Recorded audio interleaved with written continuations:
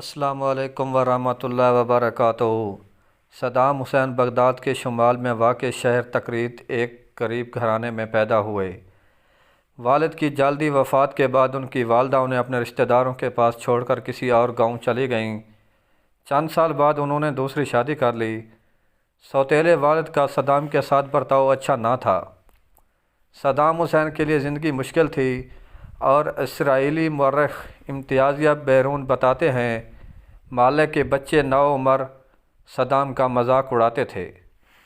Saddam Hussein کے بارے میں کہا جاتا ہے کہ اس عرصے کے دوران وہ قدرے تنہا رہتے تھے اور آس پاس کے لڑکوں پر دھونس بھی جماتے تھے۔ 12 برس کی عمر میں انہوں نے اپنا گھر چھوڑا اور تکریت میں اپنے ایک چچا کے ساتھ رہنے لگے۔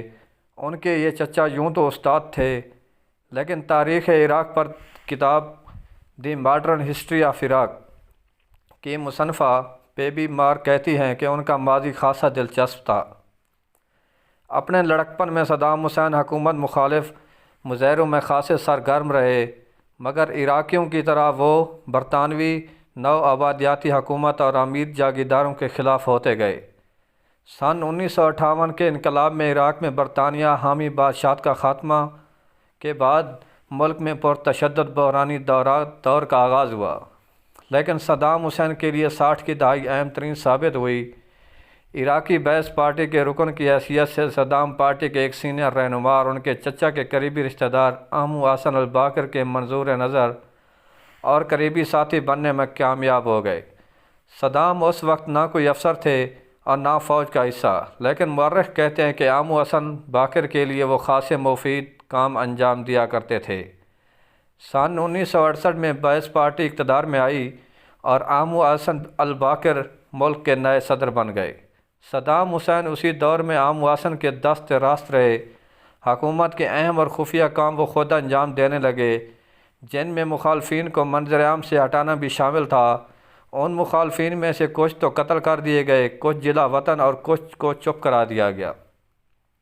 صدر باقر نے عراقی تیل کی صنعت حکومتی کنٹرول میں لے لی۔ عراقی خزانے پر دباؤ بڑھنے لگا اور حکومت نے ملک میں ترقی کے نئے دور کا آغاز کیا۔ دیہاتوں میں بجلی پہنچنے لگی، سڑکیں اور اسکول بننے لگے، لیکن صدام حسین کے سیاسی عزائم بڑھنے لگے اور سن 1979 میں انہوں نے اپنے محسن عامو الباقر سے زبردستی استعفیٰ دلوا دیا اور خود صدر بن گئے۔ جلد ہی انہوں نے اپنی پارٹی کی انقلابی کونسل میں اپنے اور حکومت کے خلاف بغاوت کی سازش کا انکشاف کیا۔ اس سازش کو منظر عام پر لانے کے لیے صدام نے کونسل کے ارکان کا ایک اجلاس طلب کیا۔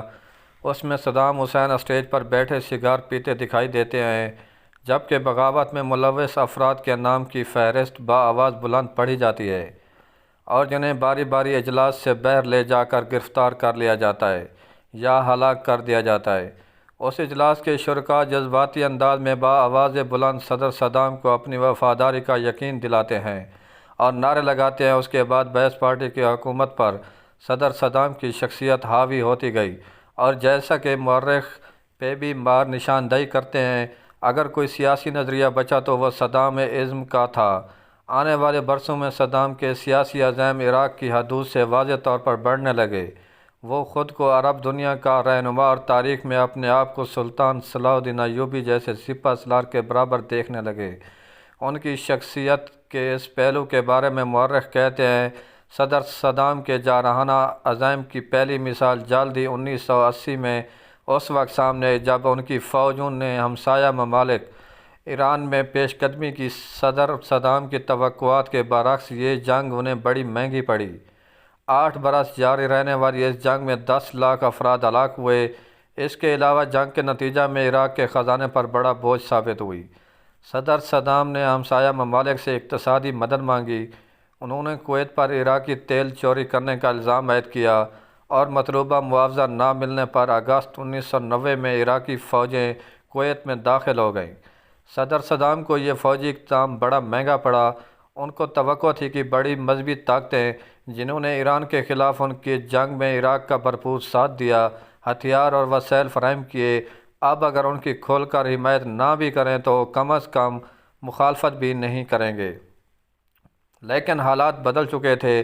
امریکہ اور اس کے اتحادیوں کے لیے خلیج میں اپنے مفادات یعنی تیل اور اسرائیل کی حفاظت ہر قیمت پر ضروری تھی اور اسی لیے امریکی قیادت میں آپریشن ڈیزرٹ اسٹارم کے تحت دسمبر 1998 میں امریکہ اور برطانیہ نے عراق پر جنگ مسلط کر دی۔ تاہم معاملہ اس پر ختم نہیں ہوا۔ امریکہ مسلسل اس بات پر مصر رہا کہ عراق کے پاس وسیع تباہی کے ہتھیار ہیں اور برطانیہ کا کہنا تھا ان ہتھیاروں کو 45 منٹ میں قابل استعمال بنایا جا سکتا ہے۔ اس کے علاوہ عراق پر جوہری ہتھیار بنانے اور حاصل کرنے کا الزام بھی لگا، لیکن عراق پر امریکی حملے اور قبضے کے بعد سے اب تک ان میں سے کوئی بھی الزام ثابت نہیں ہو سکا۔ عراق امریکی اور برطانوی گٹھ جوڑ میں شامل ملکوں کو اگرچہ اقوام متحدہ اور سلامتی کونسل کی حمایت حاصل نہیں تھی اور اقوام متحدہ کے معائنہ کاروں نے امریکی برطانوی گٹھ جوڑ سے کیے جانے والے دعووں کی تائید بھی نہیں کی تھی، تاہم اس گٹھ جوڑ سے حملہ کر دیا گیا اور اس وقت عراق پر امریکی گٹھ جوڑ کا قبضہ ہے۔ اس قبضے کے بعد 22 جولائی 2003 کو معزول صدر صدام کے دونوں بیٹوں کو عہدے اور کسی کو عراق میں کے شمالی شہر موصل میں حملہ کر کے قتل کر دیا گیا۔ عراق کے صدر صدام حسین نے ایک امریکی صحافی کو انٹرویو دیتے ہوئے کہا ہے کہ جنگ سے بچنے کے لیے وہ جلا وطنی اختیار نہیں کریں گے۔ جی ناظرین، اس جیسی تاریخی ویڈیو اگر آپ کو ملتی رہیں پلیز میرے یوٹیوب چینل خان وائس کو سبسکرائب کریں اور ساتھ لگے گھنٹی کے نشان کو دبا دیں تاکہ ہر نئی آنے والی ویڈیو نوٹیفیکیشن کے ذریعے آپ تک پہنچ سکے۔ Thanks for watching my video.